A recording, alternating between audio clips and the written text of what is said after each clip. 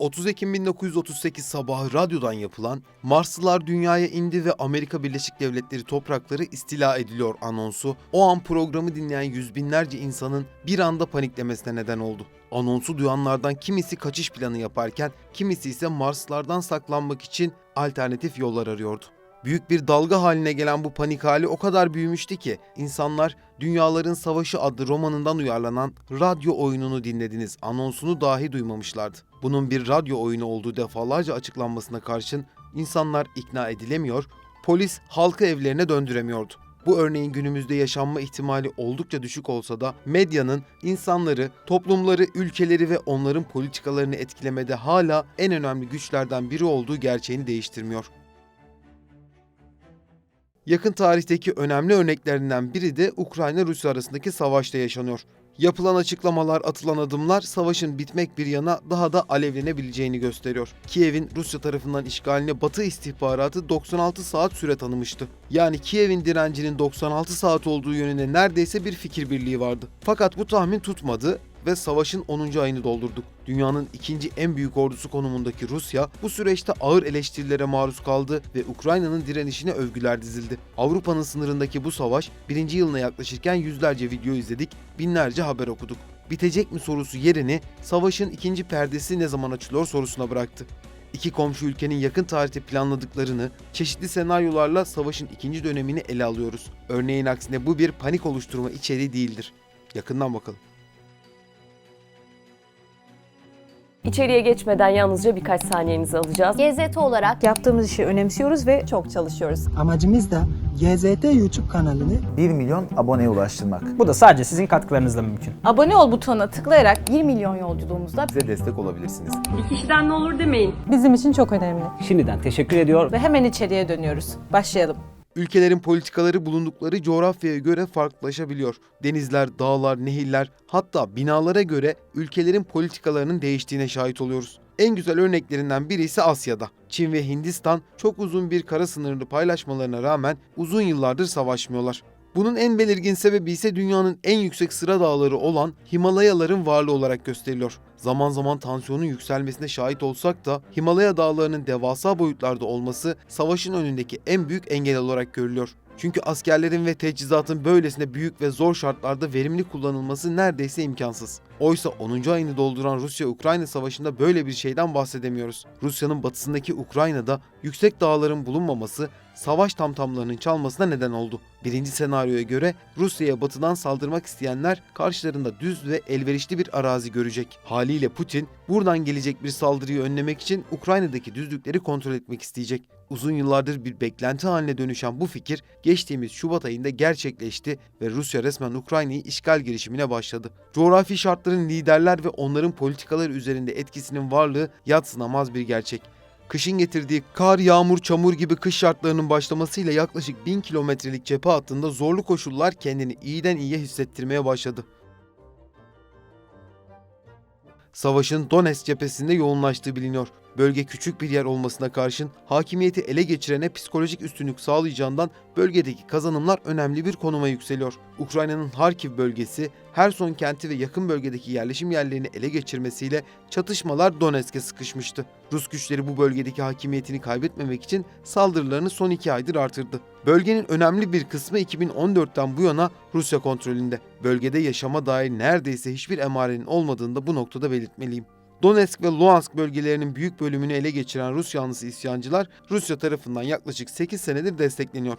2023 ile birlikte savaşın şiddetini artıracağı, Rusya'nın daha agresif bir tavra bürüneceği ise beklenen bir senaryo. Bu bağlamda 200 bin kişilik bir ordunun hazırlandığı ve 2023'ün ilk aylarından itibaren savaşın ikinci perdesinin başlayacağı önemli beklentilerden biri olarak görülüyor. Buna göre Kremlin geniş bir saldırı hazırlığında. Hatta Ukrayna bunu destekleyici bir açıklama yaparak ellerinde kanıtlar olduğunu açıkladı. Hafızamızı biraz yoklarsak 200 bin askerin çıkış noktasını da daha net görebiliriz. Hatırlarsınız, Rusya geçtiğimiz Ekim ayında kısmi seferberlik ilan ederek 300 bin Rus vatandaşını askere aldığını duyurmuştu. Ukrayna'nın o dönemde sahadaki başarıları bu askerlerin bir kısmının hemen cepheye sürülmesine neden oldu. Kalan kısımsa kamplarda eğitime tabi tutuldu. Eğitimin tamamlanmasının ardından savaşın 1. yıl dönümünde bu askerlerin de yine sahaya sürüleceği önemli iddialardan biri. Şimdi bu iddiaların altını doldurmaya çalışalım. Rusya'nın ordusuna yönelik küresel kamuoyunda oluşan güçsüz algısı yeni bir dalganın başlayacağının en büyük nedeni olarak gösteriliyor. Az önce de belirttiğim gibi Rusya'nın Ukrayna'yı işgaline Batı istihbaratı bile 96 saat süre tanırken savaşın 10. ayını doldurması Rusya'nın askeri gücünün sanıldığı kadar büyük olmadığı yönünde yorumları beraberinde getirmişti. Bu algının kırılabilmesi için psikolojik bir süreçten geçen Putin'in yeni hamle yapması bir sürpriz olmayacaktır. Peki 200 bin kişilik ordu Putin hedefleri için yeterli olur mu? Savaşın ilk döneminde Rusya 175 bin kişilik bir askeri güç kullanmıştı. Buna rağmen kısa sürede Kiev'e ilerlemesi bekleniyordu. Sahadaki mevcut sayıya 200 bin kişinin eklenmesiyle savaşın çok daha kanlı bir sürece dönüşmesi önemli ihtimallerin başında geliyor. Ukrayna savaşın başladığı 24 Şubat'tan bu yana Rusya'nın 100.400 askerini kaybettiğini iddia ettiği bir açıklama yaptı. Eğer bu sayı doğruysa Rusya'nın askeri gücünde elle tutulur bir yükseliş görünmüyor. Fakat Rusya 21 Eylül'de yayınladığı verilerde sadece 5.937 Rus askerinin hayatını kaybettiğini açıkladı. Aradaki uçuruma bakarsak Ukrayna'da savaşan Rus ordusuna dair ortalama bir rakam bile bulmamız söz konusu değil. Belarus'un da askeri desteğini arkasına alan Putin, Kiev'e yeni bir çıkarma yapmak için gün sayıyor diyebiliriz. Bu sefer farklı bir strateji izlemesi ise beklenen bir durum. Belarus'tan Ukrayna'ya saldıracak ve halihazırda elinde bulundurduğu bölgelerden ilerleme kaydedecek. Peki bu durumda Ukrayna ne yapıyor? Bir planı var mı? Bu haberi incelediğimizde Rus ordusunun 35 İHA ile Ukrayna'ya saldırı düzenlediğini görüyoruz. Fakat bu saldırıların 30'unun havada imha edildiği ve hayatını kaybeden kimsenin olmadığı da yine bilgiler arasında. Ukrayna'nın bu savaştaki en önemli başarılarından biri şüphesiz bu. Hava saldırılarına karşı şemsiye görevi gören hava savunma sistemleri.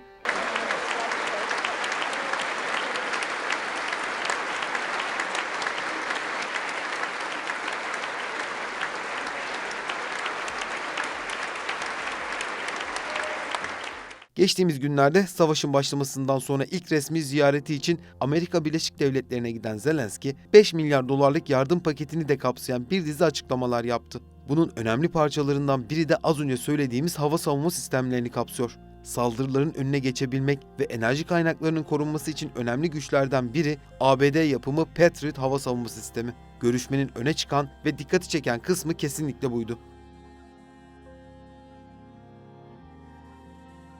Daha önce taşınabilir ve omuzdan fırlatılan Stinger füzelerden radar güdümlü füzelere kadar birçok Batı imzalı hava savunma sistemi gönderilmişti. Fakat Patriotlarla Ukrayna'nın hava savunma sistemlerinin çok daha güçlenmesi bekleniyor. Bir Patriot füzesinin maliyetinin 3 milyon dolar civarında olduğu da biliniyor. Elimizdeki örnekten yola çıkarsak 35 füzenin Patriot'la imha edilmesinin maliyeti 105 milyon dolar. Füzenin cinsiyle bağlantılı olarak 40 kilometre ile 160 kilometre arasında menzile ulaşabiliyor. Bu atakla savaşta önemli bir adımın atıldığı, rollerin değişebileceğini iddia eden yorumlar da var. Ukrayna'nın savunmadan saldırı pozisyonuna geçeceği yönünde de kuvvetli senaryolar mevcut. Amerika Birleşik Devletleri'nden aldığı tam yetki ve askeri teçhizatla bu olasılığın hiç de basite alınır bir senaryo olduğunu söyleyemiyorum. 2023'te Ukrayna'nın böyle bir pozisyon değiştirmesi savaşın daha geniş bir coğrafyaya yayılma ihtimalini doğuruyor. Rusya'nın ABD ile olan savaşının Ukrayna topraklarında yaşandığını söylesem bu görüşe karşı çıkan olur mu bilmiyorum ama Amerika Birleşik Devletleri'nin 100 milyar doları bulan askeri yardımlarına baktığımızda bunun bir senaryodan öte makul bir yaklaşım olduğunu düşünüyorum. Son yapılan ziyaretle Amerika Birleşik Devletleri'nin Ukrayna'daki varlığının önümüzdeki yılda artarak devam edeceğini görüyoruz. Haliyle bu duruma Moskova da tepki gösteriyor. Özellikle Patriotların konuşlandırılmasını provokasyon olarak tanımlarken bunların birer meşru hedef olduğunu duyurdu. Ayrıca ABD ziyareti Kremlin'in hedef aldığı bir diğer konuydu. ABD ve Ukrayna barış istememekle suçlandı. Barıştan uzak, tamamen Ukrayna'nın silahlandırılması üzerine ilerleyen toplantı, savaşın en azından bir süre daha süreceğini bize net olarak gösterdi.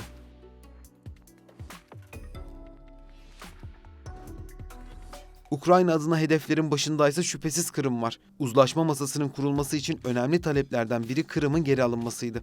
Tarih boyunca birçok saldırıya uğrayan Kırım, 2014'te Rusya'nın askeri müdahalesiyle ilhak edilmişti.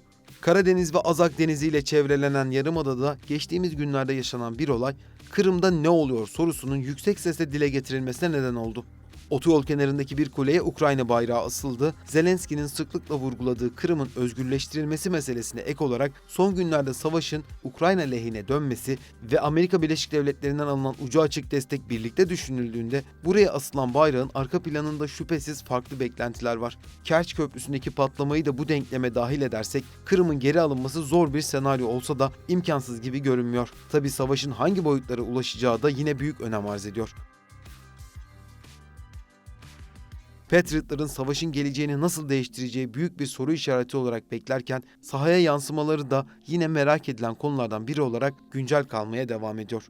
Binlerce insanın hayatını kaybettiği, milyonlarca insanın evini terk etmek zorunda kalarak sığınmacı konumuna düştüğü bir savaşın senaryoları bile korkutucu görünürken bölgede kalıcı bir barışın tesis edilmesinin önünde sayısız engelin olduğunu da biliyoruz. Sizce Avrupa'nın doğusundaki bu topraklarda bir barış söz konusu olur mu? Yorumlarda tartışalım. 30 Ekim 1938 sabahı radyodan yapılan "Marslılar dünyaya indi ve Amerika Birleşik Devletleri toprakları istila ediliyor" anonsu o an programı dinleyen yüz binlerce insanın bir anda paniklemesine neden oldu. Anonsu duyanlardan kimisi kaçış planı yaparken kimisi ise Marslılardan saklanmak için alternatif yollar arıyordu.